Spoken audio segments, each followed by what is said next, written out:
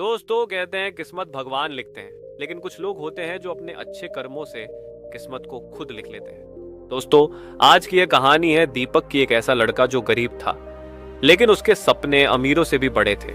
मिट्टी के घर में रहने वाला वह बच्चा जो रोज सुबह अपने सपनों को अपनी फटी किताबों में ढूंढता था। जिंदगी उसे रोज हजारों ताने मारती, लेकिन वह चुपचाप सब सह लेता।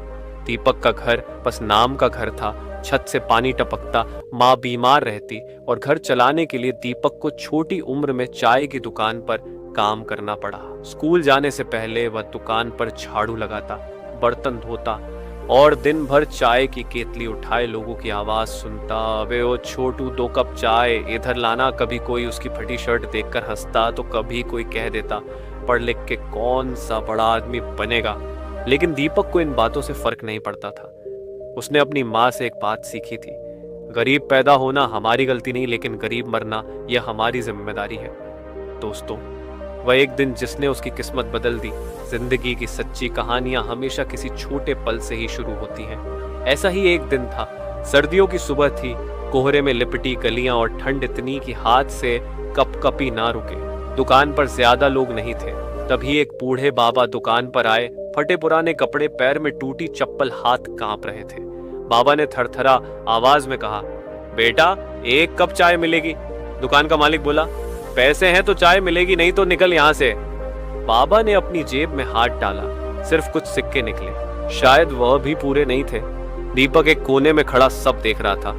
उसकी जेब में सिर्फ 5 रुपए थे, जो उसने स्कूल की कॉपी खरीदने के लिए बचाए थे। उसने बिना सोचे वो 5 रुपए निकाले और बाबा के हाथ में रख दिए।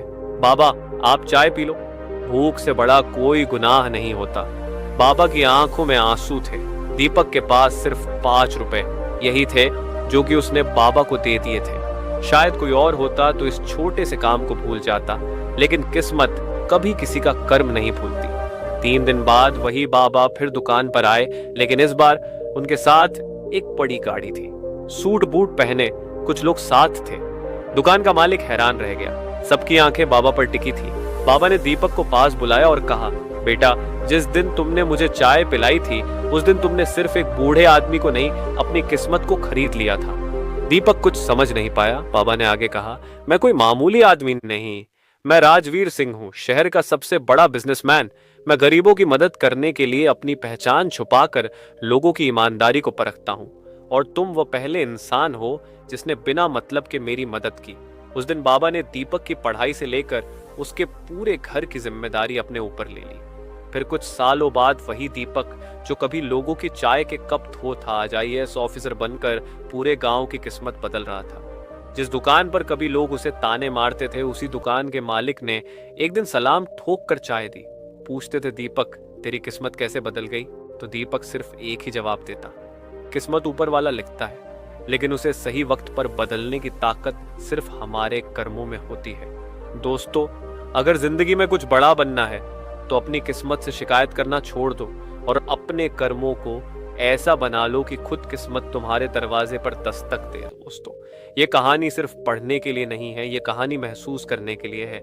अगर तुमने ये कहानी पढ़कर सीने में कुछ धड़कन तेज महसूस की ना, तो समझ लो कि तुम भी वही दीपक हो, बस तुम्हारा वह दिन अभी आना बाकी है। दोस्तों, अगर कहानी आपको अच्छी लगी तो इसको लाइक और शेयर जरूर करना। साथ ही ऐसी ही प्रेरणादायक कहानियों के लिए हमारे चैनल को सब्सक्राइब करें। धन्यवाद।